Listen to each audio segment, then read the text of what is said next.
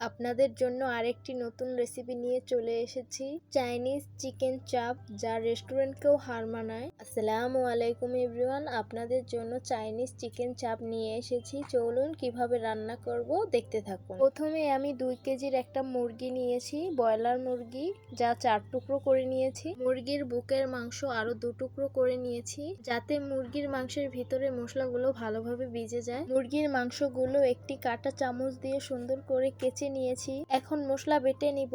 10-12টা শুকনা মরিচ দিয়ে দিলাম, পেঁয়াজ দিয়ে দিলাম, রসুন দিয়ে দিলাম, আদা কুচি দিয়ে দিলাম, আস্ত কিছু জিরে দিয়ে দিব, আস্ত কিছু ছোট ধনে দিয়ে দিব, সামান্য একটু পানি দিয়ে বেটে নিব। মশলাগুলো নিপাস করে বেটে নিয়েছি, একটা পাত্রে উঠিয়ে নিব। কয়েকটা কাঁচামরিচ দিয়ে দিব, গরম মশলা, তেজপাতা দিয়ে দিব, গোলমরিচ দিয়ে দিব, তারপর ভালোভাবে বেটে নিব। 2 ধরনের বাটা মশলাটা মুরগির মাংসে দিয়ে দিব।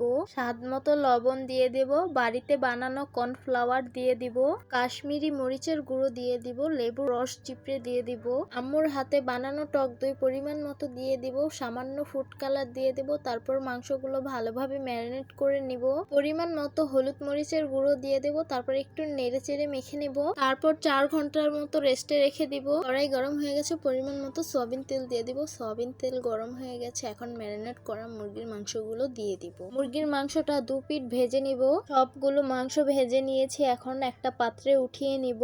এখানে আমি নাগা মরিচ কেটে নিয়েছি, পেঁয়াজ কেটে নিয়েছি, ক্যাপসিকাম কেটে নিয়েছি। এখন ভাজা মাংসগুলো কিউব কিউব করে কেটে নিব একটা ছুরির সাহায্যে। সবগুলো ভাজা মাংস কিউব কিউব করে কেটে নিয়েছি। মাংস ভাজা তেলে পেঁয়াজ মরিচ গুলো ভেজে নিব হালকা ভাবে। স্বাদ মতো লবণ দিয়ে দিব, পরিমাণ মতো বারবিকিউর মশলা দিয়ে দিব, পরিমাণ মতো টমেটো সস দিয়ে দিব, অল্প পানি দিয়ে কর্নফ্লাওয়ার গুলিয়ে রেখেছিলাম সেটাই এখন দিয়ে হালকা করে কষিয়ে নিব।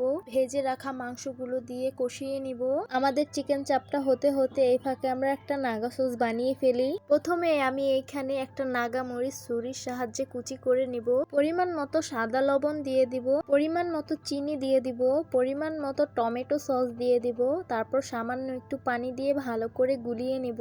আমাদের নাগা সসটা রেডি হয়ে গেছে। চলে এসেছি চিকেন চাপের পর্বে। আমাদের চিকেন চাপটা হয়ে গেছে, এখন নামিয়ে পরিবেশন করে নিব। তো গরম গরম চাইনিজ চিকেন চাপটা পরিবেশন করে নিলাম। দেখতে খুবই লোভনীয় লাগছে আর খেতে খুবই সুস্বাদু হয়েছে। অল্প খরচে তো চাইনিজ চিকেন চাপ ঘরে বসেই বানানো যায়। আমার ভিডিও দেখে চাইনিজ চিকেন চাপটা আপনারা বাসায় তৈরি করেন, দেখবেন খেতে খুবই সুস্বাদু হবে। এটা অল্প খরচে ঘরে বসেই তৈরি করে নিন চিকেন চাপ, এটা খেতেও খুবই মজার। আমাদের নতুন নতুন রান্নার ভিডিও দেখতে চাইলে আমাদের পাশেই থাকবেন। সবাই ভালো থাকবেন, সুস্থ থাকবেন আর সিস্টার্স কিচেনের সাথেই থাকবেন। আবারও কথা হবে নতুন কোনো ভিডিওতে। আল্লাহ হাফেজ।